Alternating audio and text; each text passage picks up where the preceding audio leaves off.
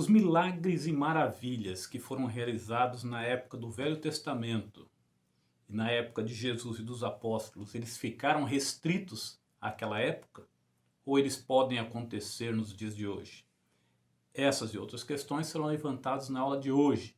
Seja muito bem-vindo ao nosso canal. Meu nome é Wagner Vieira, sirvo a Deus na EDBIR, Igreja Evangélica Assembleia de Deus, Ministério do Belém, em Birigui, São Paulo. Hoje nós estaremos estudando a lição de número 7 da nossa revista da Escola Bíblica Dominical, que traz por tema o Ministério de Eliseu. Nós estamos estudando o tema geral, o plano de Deus para Israel em meio à infidelidade da nação. Já vimos alguns reis que fizeram o que era mal aos olhos do Senhor, alguns reis perversos, alguns reis que foram infiéis. Vimos a história de Elias e hoje estaremos vendo o ministério de Eliseu. A lição de hoje vai trazer 3 milagres que Eliseu realizou. O objetivo geral dessa lição é destacar alguns dos milagres de Eliseu como confirmação de seu ministério profético. Nós vimos na lição anterior que Eliseu faz um pedido a Elias: eu quero porção dobrada do teu espírito sobre mim. E quando Elias é assunto aos céus, a capa de Elias é deixada e Eliseu então toma aquela capa. E aquela capa era um símbolo de autoridade, era sinal de que a virtude de Elias estava agora sobre Eliseu e seria a continuação do ministério profético em Israel.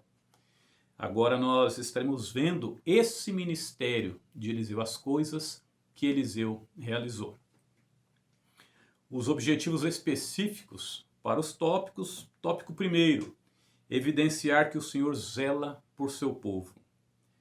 Tópico 2, demonstrar a fé e a confiança da viúva. E tópico 3, sinalizar o ato de fé de Eliseu. Nós estaremos vendo que Eliseu realizou, nesse estudo aqui, 3 coisas extraordinárias. Primeiro, deu livramento a 3 reis, uma confederação de reis, que tinha saído para a guerra e no local onde eles estavam estava faltando água. E eles corriam o risco de perder aquela guerra por falta d'água. O segundo milagre, Eliseu multiplica o azeite da viúva. Uma viúva, o marido estava endividado quando ele morre. E agora vem o credor para levar os filhos como pagamento da dívida. E Eliseu então pergunta para aquela mulher: o que é que você tem em casa? E ela diz: só um pouquinho de azeite. E através de Eliseu, Deus fez uma multiplicação daquele azeite e salvou as finanças daquela mulher. E o terceiro, a Bíblia vai nos apresentar aqui uma situação na qual os filhos dos profetas, os rapazes da escola de profeta, fizeram ali um ensopado e alguém, enquanto tomava as ervas, enquanto procurava ervas para preparar aquele almoço, trouxe uma erva desconhecida ali, eles lançaram na panela, de maneira que aquilo lá ficou envenenado. E Eliseu então pega um bocado de farinha, joga a farinha na panela, e eles comeram e nada aconteceu. Esses milagres então foram para confirmar o ministério de Eliseu. Foram vários outros, mas foi destacado aqui na lição esses 3. O tópico 1 vai nos dizer assim: Eliseu salva 3 reis e o seu exército. Lembrando, o objetivo geral desse tópico é mostrar que o Senhor zela pelo seu povo. E nós temos que nos lembrar que o tema geral é Deus zela pelo seu povo, apesar da sua infidelidade. No primeiro subtópico nós vamos ver reis bons e maus. O reino era chamado de Reino Unido, começando com Saul, depois com Davi e depois com Salomão. Quando Salomão peca contra o Senhor, o próprio Deus resolve cortar o reino, dividir o reino em 2. Deixou 2 tribos para os descendentes de Salomão, e a Bíblia ainda diz: por amor a Davi, meu servo. E as outras 10 tribos ele entrega então para Jeroboão. E aí nós vamos encontrar aqui uma referência a esses reis, nesses 2 reinos que estavam divididos. Um com a capital em Jerusalém e outro com a capital em Samaria. Quando nós vemos aqui reis bons e maus, nós vamos ver a influência direta que eles tiveram sobre o destino da nação. Porque o relato que se faz acerca do Reino do Norte, das 10 tribos, é que eles andaram diante dos pecados, permaneceram nos pecados de Jeroboão, seu pai, ou seja, seu antepassado. De maneira que nós não vemos bons reis em Israel. Chegou um momento em que Deus havia de julgá-lo, porque é assim que acontece. Quando Deus introduziu o povo de Israel na terra prometida, ele já tinha conversado com Abraão e disse assim: a sua geração, a tua descendência, eu entreguei essa terra. Todavia, a sua geração será escrava em terra alheia por 400 anos, porque a maldade do povo dessa terra ainda não está completa. Então nós entendemos com isso que Deus usaria o povo de Israel para expulsar aquele povo da terra e possuir aquela terra, porque o povo de Israel seria um instrumento de juízo contra aquele povo por causa dos seus pecados. E Deus estava pacientemente aguardando, mostrando misericórdia para com aquele povo. Deus não o exterminou imediatamente, mas deu 400 anos para que eles se arrependessem. Nós vamos encontrar isso no próprio povo de Israel. O povo adentra na terra, expulsa os seus moradores, e quando eles foram infiéis, o próprio Deus permite que o exército assírio invada a terra de Israel e leve cativo os seus moradores. Então nós entendemos que a mesma justiça que Deus mostrou para com o povo daquela terra e usou Israel como instrumento de juízo, agora Deus iria fazer a mesma justiça com o povo de Israel, usando os assírios como instrumento de juízo. O fato é que o Reino Norte foi para o cativeiro assírio, mais de 200 anos antes do Reino de Judá ir para o cativeiro babilônico. Por que houve essa diferença? Por que tardou o cativeiro babilônico contra o Reino de Judá? A fidelidade de bons reis, tais como Josias, Ezequias, Josafá. Deus foi usando de bondade e de misericórdia para com o povo devido à influência desses reis. Aqui nós vamos encontrar essa questão de bons e maus reis, em resumo, no próprio livro dos reis, que é o que nós estamos estudando, quando contava-se a história daquele rei, resumidamente, e no final se dizia: e ele fez o que era mal aos olhos do Senhor. Ou então vai dizer: e ele fez o que era reto aos olhos do Senhor.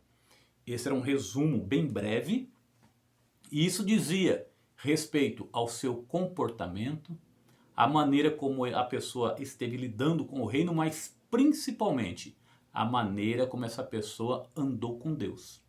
Nós vamos encontrar isso na pessoa de Davi. Davi, como administrador da sua casa, ele não era um bom administrador. Podemos afirmar até que Davi nem era um bom pai. A gente percebe isso pelas consequências que ele colheu dentro da sua casa. Porém, a Bíblia vai chamar Davi de um homem segundo o coração de Deus. Ora, por que isso? Se Davi cometeu tantos erros, cometeu um adultério, cometeu um homicídio, foi um mau pai, por que é que a Bíblia vai chamar Davi segundo o coração de Deus? Porque Davi, quando foi confrontado pelos seus pecados, se arrependeu deles. A gente vai perceber essa diferença na vida de Saul. Quando Saul foi confrontado por Samuel pelos seus pecados, Saul disse assim: honra-me diante do povo de Israel e desce comigo para adoração. Enquanto que Davi disse: pequei contra o Senhor e contra os céus. Então nós vamos encontrar bons e maus reis, e esse resumo diz principalmente a respeito às coisas que essa pessoa fez em relação ao seu Deus. Por que nós entendemos assim? Porque a idolatria, geralmente ela reflete no comportamento das pessoas.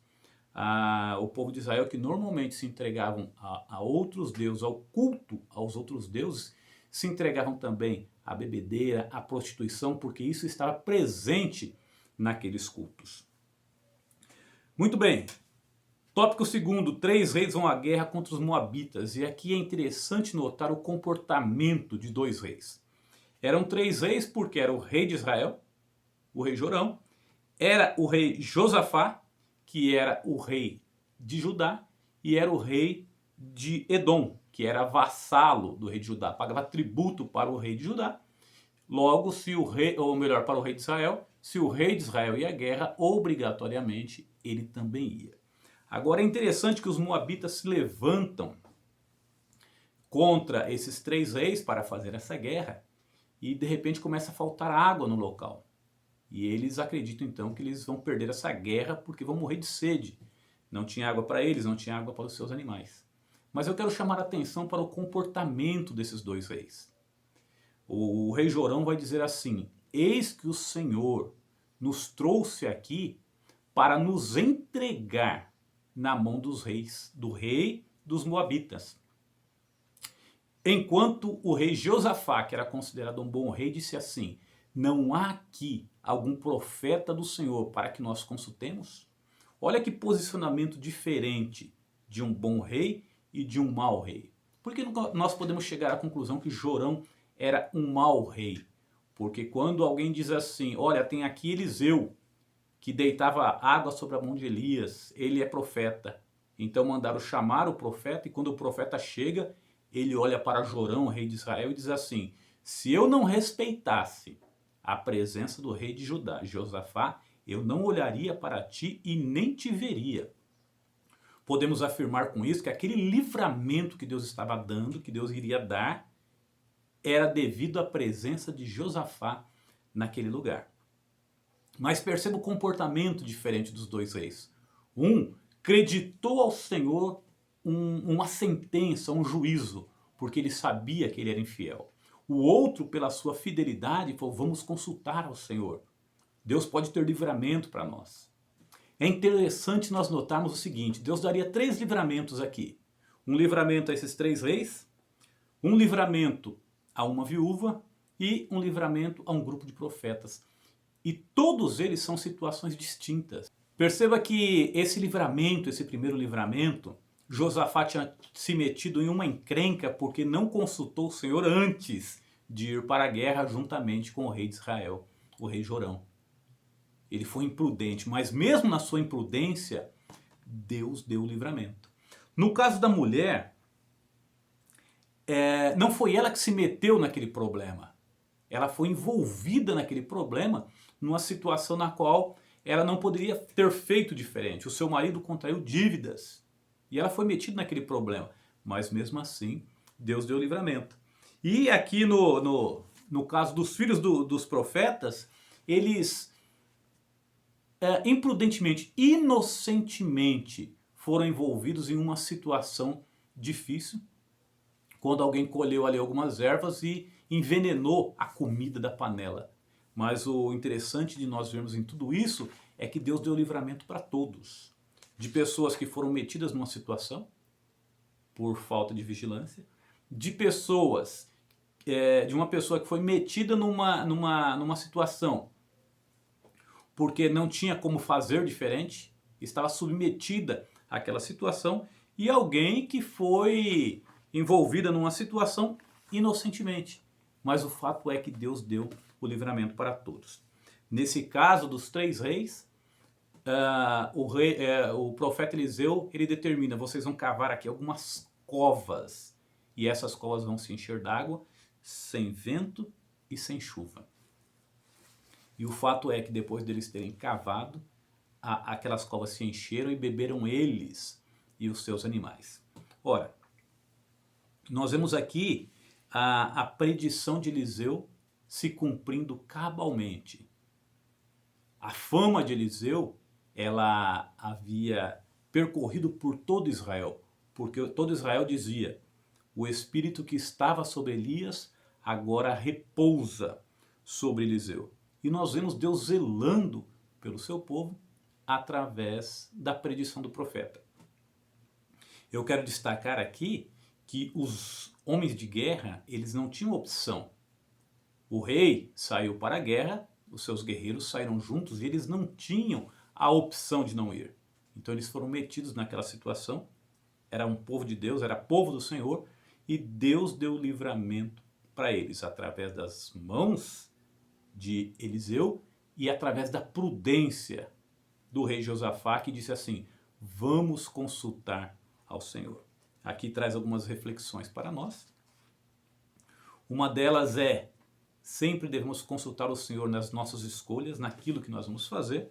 E a outra é: sempre existe homem de Deus, a quem nós podemos recorrer através de um pedido de oração, através de um sábio conselho. Tópico segundo: Eliseu aumenta o azeite da viúva. Esse tópico ele tem por objetivo demonstrar a fé e a confiança da viúva de Sarepta. O primeiro tópico vai nos falar sobre a situação das viúvas em Israel. Hoje, nos nossos dias, a gente vê que muitas viúvas elas vivem de maneira cômoda, porque hoje nós temos previdência social, hoje nós temos seguro de vida, hoje nós temos muitos recursos, de maneira que quando um marido falece, se ele é um contribuinte do INSS, essa mulher, ou de uma previdência privada, essa mulher estará amparada, porque passa a receber a pensão do seu marido. Ali naquela ocasião não existia esses recursos e a mulher ela era totalmente dependente do marido. A mulher, inclusive, ela não recebia herança dos seus pais. Somente os filhos homens é que recebiam herança. E por que essa mulher não recebia? Porque essa mulher iria se casar. E quando ela se casasse, ela iria desfrutar da herança que o seu marido recebeu. Então perceba que a mulher estava, por si só pelo fato de ser mulher, já estava em situação vulnerável, em situação desfavorável. Quanto mais se essa mulher fosse uma viúva. E o fato é que essa mulher foi para Eliseu e disse assim: olha, o meu marido ele era teu servo e ele morreu. E agora veio os credores para levar os meus filhos. A gente percebe o seguinte: Deuteronômio 15:12 vai perceber essa possibilidade de um irmão empobrecer, de um hebreu empobrecer. E a lei dizia assim: se porventura seu irmão empobrecer e ele se vender a ti para quitar essa dívida, por 6 anos ele te servirás. No 7º ano, tu o liberarás forro, ou seja, sem dívida. A Bíblia vai além, a lei de Moisés ia além, dizia assim: você vai abençoar o teu irmão quando você o liberar. Você vai dar aquilo que ele venha a necessitar para que ele possa iniciar uma nova vida. Claro, se esse homem, esse senhor, liberta o seu escravo, mas liberta o seu escravo empobrecido, mendigando, esse homem não teria condições de reiniciar a vida e ele seria escravo de uma outra pessoa. Então a lei determinava isso. Nessa passagem nós vamos ver algo além. O marido morreu, não tinha como se vender como escravo, e agora vem o credor para levar os filhos daquela mulher. A gente pode destacar aqui algumas coisas interessantes. Primeiro, aquele homem era crente, mas estava endividado. A Bíblia não mostra por que é que ele estava endividado, mas a gente pode imaginar um monte de coisa. Falta de planejamento, gastos desnecessários. Podemos imaginar também catástrofes naturais. De repente alguém fez um plantio e teve excesso de chuva ou não teve chuva e o plantio foi prejudicado, essa pessoa foi empobrecendo. A Bíblia não nos mostra o porquê, mas o mais interessante, a Bíblia mostra. Quando aquela mulher se viu em aperto, ela foi recorrer ao Senhor através do homem de Deus. E Deus, através do profeta, dá a resposta. O Eliseu diz assim: o que é que você tem em casa? E ela disse: a tua serva não tem nada, a não ser um pouquinho de azeite. E aqui nós podemos meditar no seguinte: muitas vezes a gente acha que não tem nada, mas esse nada é o suficiente para Deus realizar o milagre. A Bíblia vai nos dizer, no livro de João, no capítulo 6, quando uma grande multidão seguiu a Jesus, o Senhor Jesus disse para Filipe: como é que nós vamos comprar pão para toda essa multidão? E Filipe dizia: é muita gente, Senhor. Ainda que a gente tivesse um dinheirinho aí, um pouco de dinheiro, não daria para cada um tomar um pedaço de pão. E aí então chega André, irmão de Simão Pedro, e diz assim: tem aqui um moço que tem 5 pães e 2 peixes, mas o que é isso para tanto? E Jesus diz assim: manda o povo sentar. E ele deu graças, começa a distribuir entre o povo, e a Bíblia diz que todos eles comeram. Percebam que era só 5 pães e 2 peixes. Todavia, através daquele pouquinho, Deus realizou um milagre. E eu quero dizer com isso que Deus não precisa de grandes coisas para te dar livramento. Um pouco é suficiente para Deus realizar o milagre na sua vida. Agora vejamos aqui a condição de fé dessa mulher. Porque o profeta diz assim: vai, pede vasos emprestados aos seus vizinhos. Vasos vazios e não poucos. E a mulher foi fazendo isso. Destacamos aqui nessa passagem, primeiro, a comunhão com o vizinho. Porque existem muitas pessoas hoje que se dependesse do milagre de pedir um vaso emprestado para o seu vizinho, não poderia, porque não tem comunhão com o vizinho. Mas a Bíblia nos diz aqui que ela fez isso e disse: olha, a tua serva fez como o Senhor falou. Ela falou assim: entra no teu quarto, fecha a porta atrás de ti e tomba o azeite nesses vasos. E ela foi fazendo assim juntamente com seus filhos, e chegou um momento que ela disse: me dá mais um vaso. E os filhos disseram: mãe, acabaram seus vasos. E a Bíblia diz que o azeite parou. Ora, o que nós aprendemos aqui? O azeite era uma das coisas que tinha um grande valor dentro da comunidade de Israel. O azeite, ele era usado para muitas coisas. Era usado para alimento, era usado para o fogo, era usado também para ofertas dentro do tabernáculo, era usado para unção de reis, sacerdotes e profetas.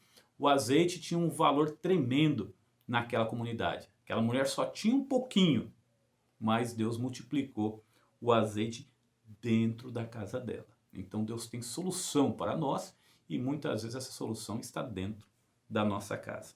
Agora analisemos uma coisa: a fé daquela mulher. O profeta fala para ela: Deus vai multiplicar o azeite. E ela vai e faz exatamente como o Eliseu tinha dito. Façamos uma comparação com o Naamã, por exemplo, que era um leproso e foi ter com Eliseu. Eliseu disse para ele: banha-te 7 vezes no Jordão e essa lepra vai desaparecer. E o Naamã sai revoltado e diz assim: não tem lá na nossa terra rios melhores do que esse Jordão? Não poderia me banhar lá? E ele está indo embora de Israel revoltado, de maneira que os seus soldados dizem assim: meu senhor, se o profeta tivesse pedido uma coisa difícil, o Senhor não faria? Quanto mais banha-te no Jordão. Era algo muito simples. De maneira que o Naamã achou que era simples demais. Porque ele falou assim: eu achei que esse homem ia impor as mãos sobre mim e orar ao seu Deus e eu seria curado. E ele resistiu àquilo. Agora, com essa mulher foi diferente. O Eliseu falou assim: entra no teu quarto, fecha a tua porta e faz isso que eu estou te falando. E ela fez e recebeu a bênção que ela procurava. Logo, nós podemos afirmar que existe uma relação entre fé e obediência. O Senhor Jesus, em certa ocasião, os leprosos chegaram para ele e disseram: Senhor, nós queremos ser limpos.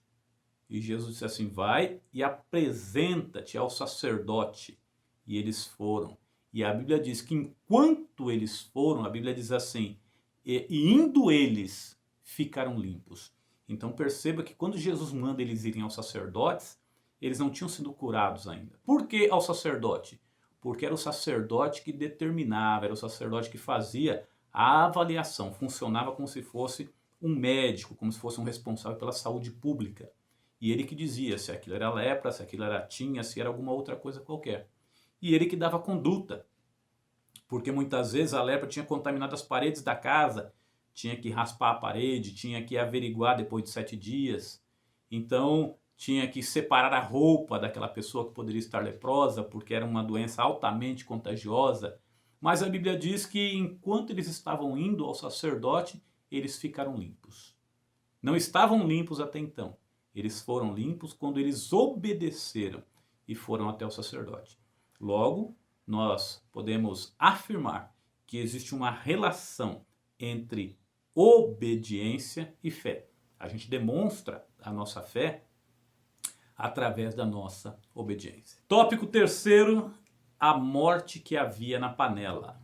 E esse tópico tem por objetivo sinalizar o ato de fé de Eliseu. O primeiro subtópico vai nos falar sobre escola de profetas. O texto vai dizer que os filhos dos profetas estavam ali juntamente com Eliseu. Eles basicamente, praticamente estavam juntos na cidade de Betel, Jericó e Gilgal, como a gente vai encontrar nos textos dos livros dos reis. O que era a escola de profeta? Não era algum lugar onde as pessoas se matriculavam, como por exemplo para fazer um curso de enfermagem, de psicologia, de pedagogia ou qualquer outra profissão. Não era uma profissão. O que era então a escola de profetas? Era uma escola para que aquelas pessoas que tinham o chamado de profeta aprendessem a conviver com aquele chamado e a servir ao Senhor como profeta. Então ali eles oravam ao Senhor, ali eles meditavam nas Escrituras e eles abriam então a porta para que Deus os usasse através desse ministério profético. Eles aprendiam a ter uma melhor compreensão da palavra do Senhor.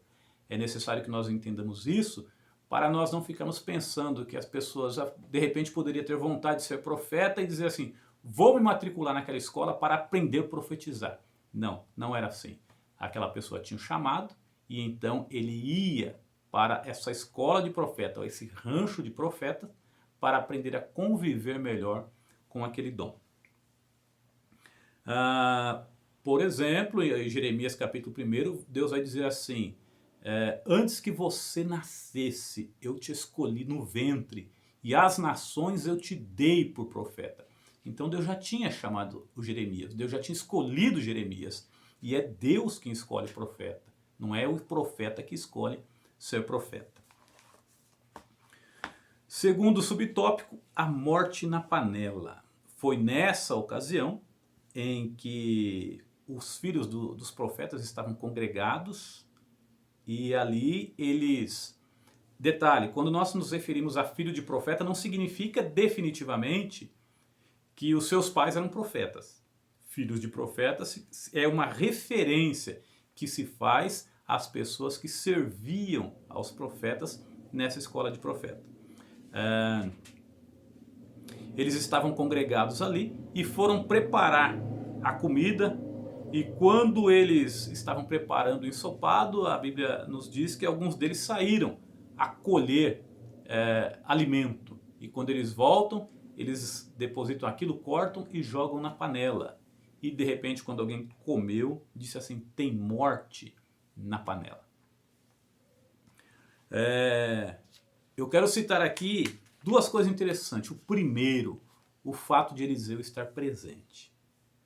Nós vamos encontrar em uma outra situação, quando os filhos dos profetas dizem assim, Senhor, o lugar em que nós estamos é apertado. Ao que tudo indica, foi crescendo o número de pessoas que começaram a fazer parte daquela escola de profetas, de maneira que já não comportava.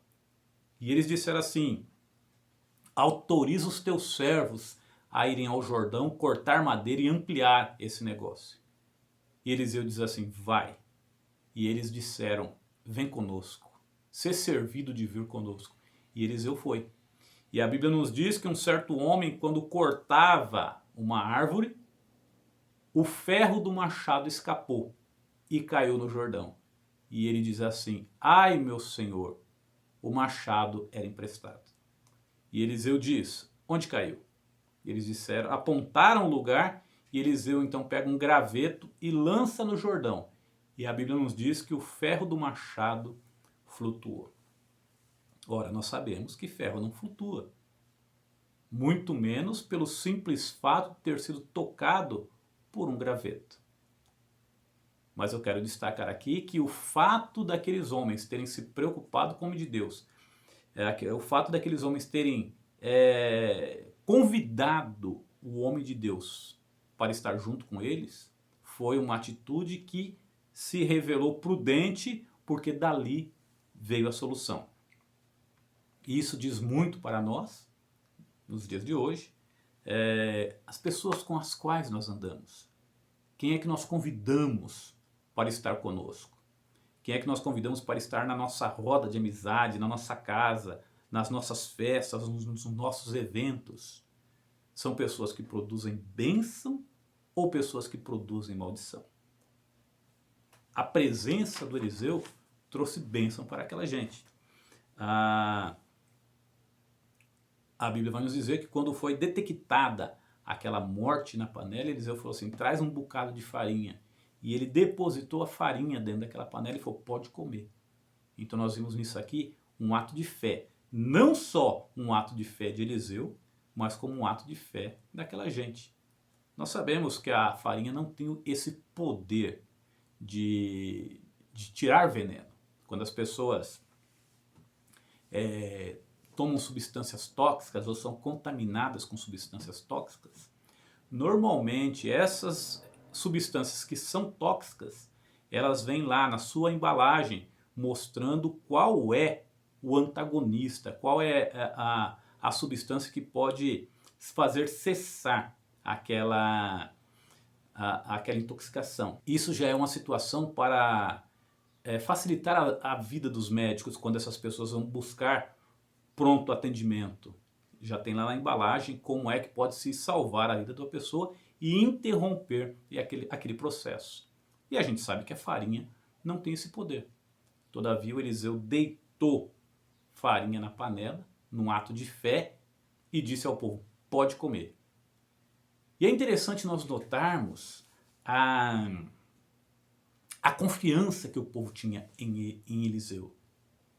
Alguém poderia dizer assim, quando Eliseu disse, pode comer, alguém pode dizer assim, come você, depois eu como. Não sei o que vai acontecer, mas a Bíblia diz que todos eles comeram e ninguém morreu, porque Deus já havia feito o milagre. Queremos destacar ainda que em todos esses milagres, eles aconteceram a partir da declaração divina e da participação humana. No primeiro milagre, eles cavaram a cova. No segundo milagre, a mulher pegou as vasilhas emprestado, fechou a porta atrás de si e deitou o azeite. E no terceiro milagre, Eliseu lançou a farinha na panela e disse, pode comer. E eu quero destacar com isso que muitas vezes para Deus fazer um milagre na nossa vida, existe a participação humana. Aquilo que nós podemos fazer, nós é quem devemos fazer. Agora aquilo que é impossível para nós, aí então é Deus que faz. Que o Senhor Deus te abençoe e até a próxima. Não se esqueça de deixar o seu like para esse vídeo e não se esqueça também de compartilhar com outras pessoas, principalmente outros professores de escola bíblica dominical. Que o Senhor Deus te abençoe e até a próxima.